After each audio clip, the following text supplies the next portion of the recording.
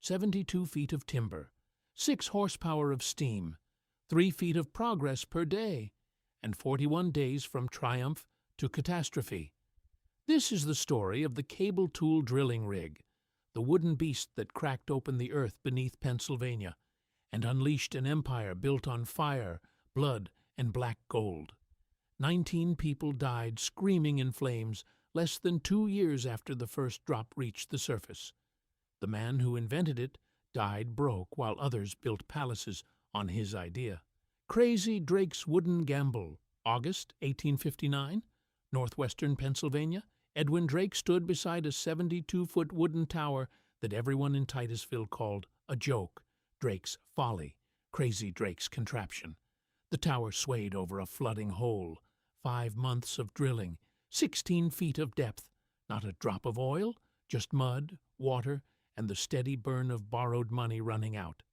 His investors back in Connecticut had given up in April, refused to send another dollar. Drake was drilling on a $500 loan, and the fading hope that 70 feet down, past the water, past the bedrock, past every doubt that had turned his name into a punchline, there was something no one had ever proven existed in commercial quantities: oil, underground, enough to matter. The problem wasn't just the depth. It was the earth itself fighting back. Every hole they tried to dig by hand collapsed when groundwater flooded in. The soil couldn't hold. Water won. Men had skimmed 18 gallons a day from surface seeps. Nobody had proven you could drill for it. Nobody had shown that oil existed in pools beneath the rock, waiting. But Drake had an idea. Blacksmith William Smith, Uncle Billy, an iron pipe driven to bedrock. 32 feet of pipe, hammered into the unstable soil, holding the walls of the hole in place. It had never been done. If the pipe failed, months vanished. If it held, they could drill. It was this or darkness. Drake built his rig using salt well technology, the only drilling method that existed. A wooden derrick 72 feet tall, a steam engine, 6 horsepower, purchased from Erie Iron Works, and a walking beam, a massive horizontal timber that pivoted like a seesaw, lifting and dropping a drill bit on a cable, smashing it into rock over and over and over, 3 feet per day. That's all they could manage. The drill bit rose, it fell, it pulverized stone. Uncle Billy hauled the debris out with a baler. Then they did it again and again. Lift, drop, strike. For months, the whole enterprise teetered on the edge of catastrophe every day. The wooden derrick creaked and swayed in the wind. The drive pipe held back thousands of pounds of water-saturated earth. The steam boiler operated at pressures that could rip iron apart if the metal had a flaw, and nobody knew if there was even oil down there. Drake was betting everything on a theory: underground petroleum reservoirs, commercial quantities, accessible by drilling, all unproven. By late August, they'd reached 32 feet and hit bedrock. The drive pipe held. Now came the real test. Could they drill through solid rock? Uncle Billy kept drilling, 3 feet a day through shale, through sandstone. The walking beam never stopped. The engine hissed. The derrick shook. August 27th, depth 69.5 feet. Uncle Billy pulled the tools for the night. The next morning, he came back to check the well. Oil, floating on top of the water, 5 inches from the top of the hole. They'd done it. Drake borrowed a kitchen water pump and pulled up the first barrel. Black gold, Pennsylvania crude. The well produced 20 barrels a day. That's 840 gallons, 47 times more than anyone had ever gotten from a surface seep. Crazy Drake had proven it. Within days, other men drilled. Within weeks, wooden derricks rose like skeletal towers. The petroleum age had begun, and with it came a kind of danger no one had encountered before. They were pulling flammable liquid from underground, storing it in wooden tanks, working with open flames for light and heat. The first explosion was inevitable. What no one knew was how soon it would come. The beast that pounded Earth into submission. What Drake built could kill you easily. A wooden tower, 7 stories tall, swinging a multi-hundred-pound iron chisel at her 3 times a minute for 12 hours, a 4-legged timber skeleton. At the top, 72 feet up, a pulley. Through it ran manila rope cable with the drill bit, heavy iron designed to smash. At ground level sat the engine house with the boiler and engine called Long John. Inside, coal burned, water boiled, steam built pressure. The engine drove the walking beam. The beam was the heart of the whole operation. One end connected to the engine's pitman arm, the other end connected to the drilling cable. As the engine turned, the beam rocked, up and down, never stopping. When one end rose, it lifted the drill bit out of the hole. When it fell, the bit dropped and struck rock with tremendous force. The impact shattered stone. The beam kept rocking, 3 times a minute, 2,000 times per shift. Every stage could kill you. The walking beam pivoted with enough force to crush bone. If any part failed, the beam could swing loose and crush anyone nearby. That's why every rig had a headache post, a timber to catch the beam if it broke free, preventing skull crushing, safety equipment named after the injury it prevents. The drill bit itself was a weapon. Hundreds of pounds of iron, lifted 70 feet, dropped with accumulated momentum. The force pulverized sandstone and shattered rock. If the cable snapped while the bit was at the top of its stroke, that iron chisel fell 70 feet and pulverized whatever was below. Could be tools, could be the wooden derrick floor, could be a man who'd stepped into the wrong place at the wrong time. And then there was the hole itself. Drake had solved the groundwater problem with his drive pipe, but that pipe had to hold against enormous pressure.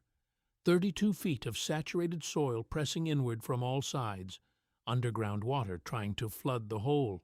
The pipe was cast iron, brittle, prone to cracking under stress. If the pipe buckled, if it cracked, if the casting had a flaw that gave way under pressure, the hole collapsed. And if a man was down in the hole when it happened, he was buried alive. The steam boiler was its own category of danger. 1850s steam technology meant riveted iron plates, hand-fitted gaskets, and pressure gauges that were more suggestion than science. The firemen maintained perfect balance. Boilers needed water to convert to steam and keep the iron cool. If the water level dropped too low, the iron overheated, the metal weakened, and the boiler exploded. Superheated steam, iron shrapnel. Anyone in the engine house died instantly. If pressure got too high because the safety valve stuck or because the fireman wasn't paying attention, same result: explosion, death. The fireman's job was to prevent this by maintaining perfect balance. Enough fire to generate steam, enough water to prevent overheating, enough pressure to run the engine, but not enough to rupture the boiler. All day, every day, one mistake, and everyone died. But all of that, the walking beam and the drill bit and the collapsing holes and the exploding boilers, all of that pales compared to the biggest danger, the one that would kill more men than falling beams or snapped cables or boiler explosions combined. Oil itself. They were drilling for petroleum, flammable liquid, volatile. When oil came up the hole, it brought vapors with it: petroleum gases, methane, propane, butane, invisible. Heavier than air, so they settled around the wellhead, pooled in low spots, accumulated in storage tanks and engine houses, and anywhere air couldn't circulate them away. Lighting meant open flames, oil lamps, candles, cigars. Workers carried fire through petroleum vapor. It wasn't if it would ignite, it was when. Drake had proven the concept. Uncle Billy had operated the rig. The machine worked, the oil flowed, but America hadn't burned yet. That was coming. The men who fed the fire, running a cable tool rig, wasn't a job for the careless or the scared. It took 5 to 7 men working 12-hour shifts, and every man on the crew knew the rig could kill him in a dozen different ways. The driller ran the operation. He stood at the controls, hand on the clutch lever that engaged and disengaged the walking beam, eyes on the machinery, ears tuned to the rhythm of the drill, bit striking rock 70 feet below. When the bit struck rock, he felt it. When it dulled, the rhythm changed. When something jammed downhole, when the bit hit an obstruction, or when tools stuck in the whole rig shuddered. The walking beam lurched, the cable went slack or pulled tight wrong. Good drillers worked by instinct. They knew when to pull the tools before they stuck permanently. They knew when the bit needed sharpening. They knew the sound the rig made when everything was about to go wrong. And they knew that one mistake, one moment of distraction, one failure to recognize a warning sign could drop 1,000 pounds of iron on their crew or jam tools so deep they'd never get them out. The fireman lived in hell, literally. He worked inside the engine house beside the boiler, feeding coal into the firebox, maintaining steam pressure. Inside, 130 degrees. The fireman couldn't leave. If the fire died, steam pressure dropped, drilling stopped. If pressure dropped at the wrong moment, during a critical pull or when the bit was lifting, tools could stick, the bit could jam, the whole operation could collapse. So he stayed, shoveling coal, watching unreliable gauges, breathing smoke in air so hot it hurt, and always aware that the boiler beside him contained enough pressurized steam to blow the engine house apart and kill everyone within 100 feet. The derrickman had the worst job of all. He worked on the derrick board, a wooden platform 30 to 70 feet up in the tower structure, depending on where in the drilling process they were. No harnesses, no safety railings, just wooden planks, maybe 8 feet by 4 feet, slick with oil that dripped from the cable, swaying when wind hit the 72-foot tower. His job was handling drill pipe, guiding tools as they came up the hole, racking pipe sections when they weren't needed, maintaining the cable and pulley system at the top of the derrick. Everything he touched was heavy. A single section of drill pipe weighed 50 pounds. The drill bit weighed hundreds. The cable was thick, rough, covered in grease and oil, and he was working 70 feet above hard ground. If his boots slipped on oil-soaked planks, if his grip failed on a greasy pipe, if a gust of wind threw him off balance, if he stepped wrong or leaned wrong or got hit by a swinging tool, he fell. And men fell from derrick boards regularly. The lucky ones died on impact. The unlucky ones survived long enough to feel every broken bone. The ground crew worked below, managing equipment, repositioning materials, doing the brutal manual labor that kept the rig running. The bullwheel spooled cable rotating continuously. If clothing caught on the rotating wheel, it pulled you in. The wheel didn't stop. It pulled you against the frame and crushed you while it kept turning. If you tried to free someone caught in the wheel, it caught you too. They worked around the walking beam's arc. The beam was 10 to 15 feet long and weighed hundreds of pounds. It pivoted continuously, rising and falling in a predictable pattern. But predictable didn't mean safe. If you misjudged the timing, if you stepped into the swing radius while reaching for something or moving equipment, the beam hit you hard enough to shatter every rib in your chest and rupture organs. Men learned to be aware of the beam, like a dangerous animal. Never turn your back on it. They hauled the baler, a heavy iron tube lowered into the hole to scoop out pulverized rock and water. The baler could hold several 100 pounds of material. Pulling it up meant hauling on a rope hand over hand, sometimes from depths of 50, 60, 70 feet. Hundreds of pounds of dead weight. If hands were too slick with oil, if the rope slipped, if someone lost their grip, the baler fell back down the hole. If you were standing over the hole when it fell, it crushed your feet, shattered your legs, could kill you outright if it hit your head. Every task was dangerous. Every moment demanded attention, and they worked 12-hour shifts in conditions that would be illegal today. Heat from the boiler, noise from the engine and the drill bit hammering rock, coal smoke, oil vapors, the constant percussion that you felt in your teeth, the hiss of steam, the clank and groan of machinery operating at the edge of its tolerances. You couldn't hear warnings over the noise.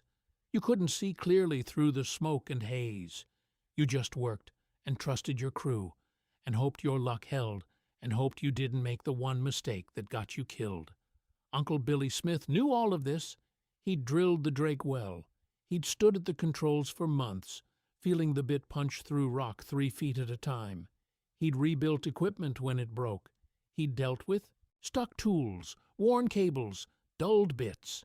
He'd survived 5 months of drilling in conditions that would have broken most men.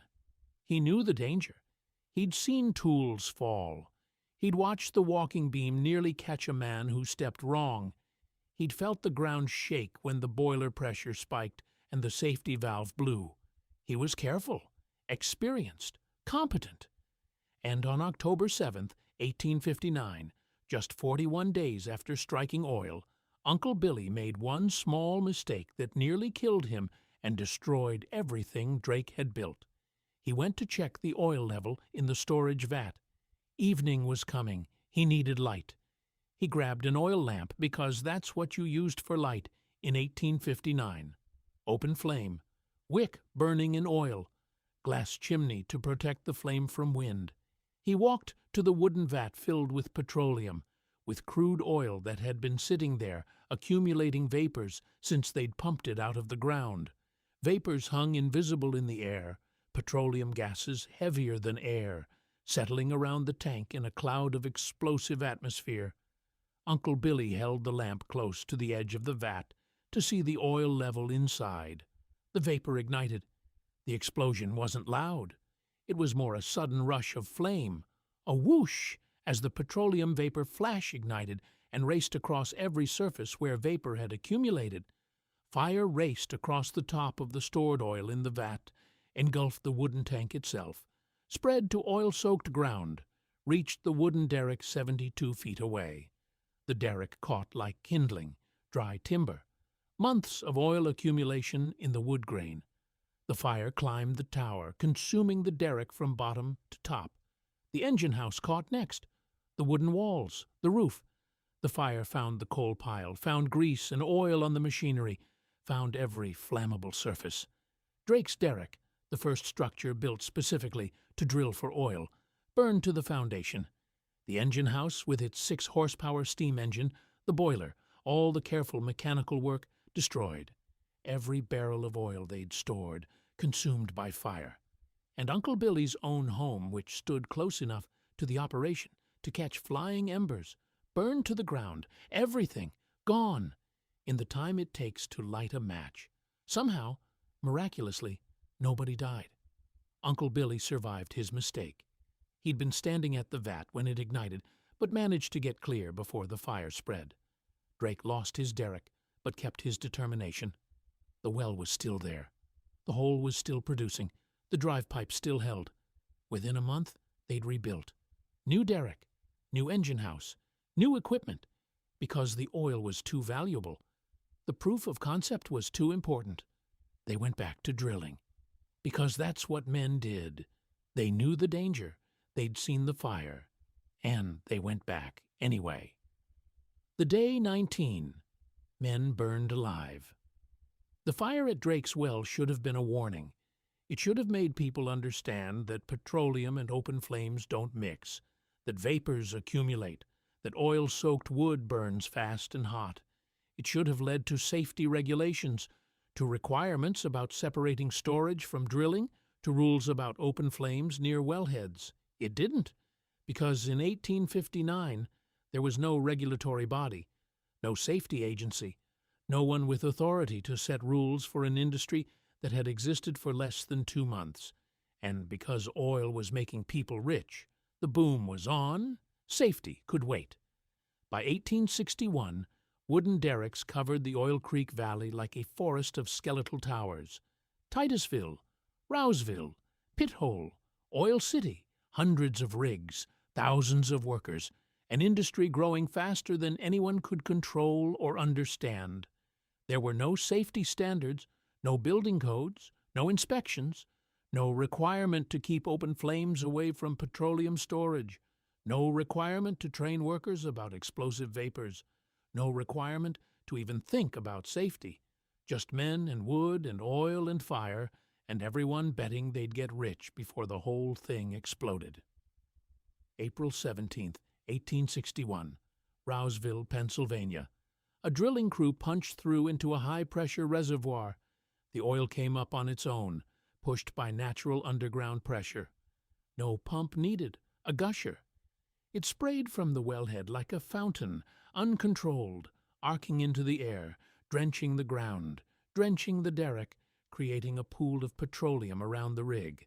In 1861, there was no blowout prevention equipment, no way to cap a flowing well, no technology to control underground pressure. You let it flow until the pressure equalized, or until you rigged something makeshift to contain it.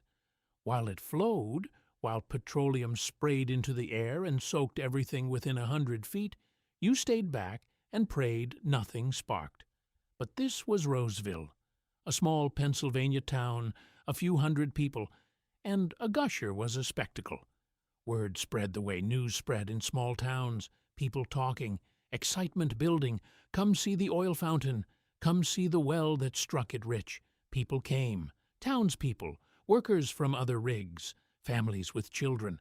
They gathered around the flowing well, standing in petroleum spray, walking through oil-soaked ground, watching crude oil fountain into the air and fall back to earth in a rain of black gold. The well kept flowing. The pressure stayed high. The crowd kept growing, and everyone there was getting covered in oil, petroleum soaking into clothing, petroleum on skin, petroleum vapor in every breath. Then something ignited it, maybe a cigar. Some worker who'd walked over to see the gusher and forgot he was smoking. Maybe a lantern someone carried for light even though it was daytime. Just habit, just how you carried light in 1861. Maybe a spark from metal striking rock, from a tool dropped on stone, from anything. It doesn't matter what caused it. What matters is what happened next. The gusher erupted in flames. Fire shot up the column of spraying oil like a torch, like a fountain of flame reaching 30, 40 feet into the air. The fire engulfed the wooden derrick instantly, spread across the oil-soaked ground in a wave, and consumed every person standing close enough to be covered in petroleum. They burned where they stood. Oil-soaked clothing ignited like paper. People tried to run, but they were coated in fuel. The fire followed them, stayed on them, burned through clothing to skin and kept burning. 19 people died, men, women, children who'd come to see the spectacle, who'd stood too close because nobody warned them about vapor, about how oil burns, about how fast fire spreads when you're soaked in petroleum. They burned alive in Rouseville on a spring day in April 1861, less than 2 years after Drake first struck oil, less than 2 years from discovery to mass casualty. Many others were severely burned. Skin melted, clothes burned into wounds, lungs seared from breathing superheated air and petroleum smoke. They survived the initial fire, but carried the scars forever, lived with the pain, spent years healing from injuries that never fully healed. Rouseville was a small town. 19 dead meant families destroyed, fathers who'd gone to see the gusher and never came home, sons who'd been working nearby, mothers and daughters who'd come out of curiosity, gone in the time it takes to light a match.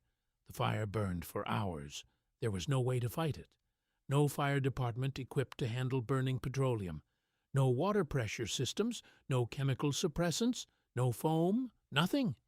They let it burn until the oil pooling on the ground was consumed, until the wooden derrick collapsed into ash and twisted metal, until there was nothing left to feed the flames. When it was over, when the fire finally died, because there was nothing left to burn, Rouseville buried its dead, and the oil industry kept drilling, because there was no one to stop it. No government agency, no regulatory body, no law that said you couldn't drill for oil in the middle of a town, couldn't let crowds gather around a gusher, couldn't operate without fire suppression equipment or safety training or any consideration for human life beyond the minimum needed to keep workers showing up. The oil was too valuable. The industry was too new. The money was too good. And life, especially the life of a worker, or a townsperson, or a child who happened to be standing in the wrong place, Life was cheaper than people wanted to admit. After the Civil War ended, after the country stopped killing itself and turned its attention back to industry and profit, drillers started using solid-shot cannonballs to fight oil tank fires. Actual iron cannonballs from the war rolled into burning storage tanks, trying to smother the flames through displacement and oxygen deprivation. It was desperate. It was improvised. It barely worked. But it was all they had because nobody had invented proper fire suppression equipment for petroleum fires yet. The industry was making itself up as it went, and the inventions were written in burn scars and death certificates and mass graves for people who died because nobody had bothered to think about safety yet. The Rouseville fire wasn't the last, just the deadliest in those early years. Wells caught fire regularly. Derricks burned. Storage tanks exploded. Men fell from derrick boards and died on impact. Men were crushed by walking beams when components failed. Men drowned in oil-filled holes when they fell in and couldn't climb out through the slick walls. Boilers exploded and killed everyone in the engine house. The cable tool drilling rig was a deadly machine operated by brave men in an industry with no rules, and the death toll climbed with every new well drilled.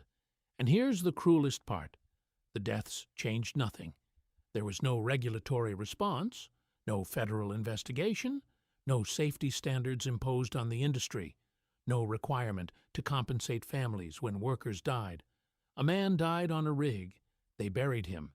They hired someone else, and drilling continued the next day.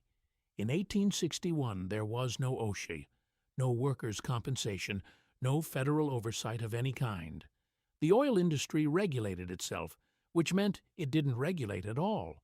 Life was cheap, oil was gold, and the wooden derricks kept rising across Pennsylvania like tombstones marking the places where men had died drilling for it. Edwin Drake, the man who started it all, never profited from any of it. He'd invented the drive pipe that made drilling possible but failed to patent it. Anyone could use his innovation. Anyone did. Drake got nothing. He'd proven oil could be found underground, but lost money on the well itself because oil prices crashed when the boom hit and supply overwhelmed demand. Everyone got rich except the man who made it possible. By the 1870s, Drake was broke and in failing health. Pennsylvania gave him a $1,500 a year pension in 1873 out of pity, out of embarrassment that the father of the oil industry was destitute. He died in 1880, poor and largely forgotten by everyone except a few old drillers who remembered when it all started. 21 years later, in 1901, a Standard Oil executive paid for a monument at Drake's grave in Titusville. Bronze statue, marble base, elaborate inscription calling him the father of the petroleum industry. The monument cost more than Drake ever made from oil, more than his total lifetime earnings from the industry he created. John Rockefeller built an empire, refining the crude that cable tool rigs pulled from the ground. Standard Oil became the richest company in America, controlled 90% of oil refining by the 1880s, and the man who made it possible, who proved you could drill for oil, who invented the technology that let Rockefeller build his empire, died broke. That's the cost of being first. That's the price of innovation. You prove it works, and someone else gets rich. Steel rivers that remember wooden towers. But here's what the cable tool rig actually accomplished, beyond the fires and the deaths and the bitter irony of Drake's poverty. It created the petroleum industry, not just in Pennsylvania, not just in America, everywhere. Drake's success in 1859 proved that oil existed underground in commercial quantities, that it could be extracted profitably, that there was a future in petroleum beyond surface seeps and medicinal oils. That proof unleashed investment. Capital flooded into northwestern Pennsylvania from New York, from Boston, from Europe. Within a year, dozens of rigs were drilling. Within a decade, hundreds. By 1901, Pennsylvania was producing half of the world's oil, half. from cable tool rigs pounding through rock 3 feet at a time, operated by men who knew the rig might kill them. That oil fed refineries in Cleveland, Pittsburgh, every industrial city. Kerosene replaced whale oil in lamps. Suddenly, light was cheap. A gallon of kerosene cost cents instead of the dollars whale oil demanded. You could read at night without bankrupting yourself. You could work after dark. Factories could run evening shifts. Cities could light streets. Homes could be illuminated for hours instead of minutes. You could see the cable tool rig didn't just drill for oil, it illuminated the world. And yes, it also burned parts of that world to the ground, killed workers by the dozen, destroyed towns when wells caught fire. But the light it provided was revolutionary. The technology spread beyond Pennsylvania. Cable tool rigs drilled in Ohio, in West Virginia, in Kentucky. When oil was discovered in Texas at the turn of the century, cable tool rigs went there too, though they'd soon be replaced by better technology.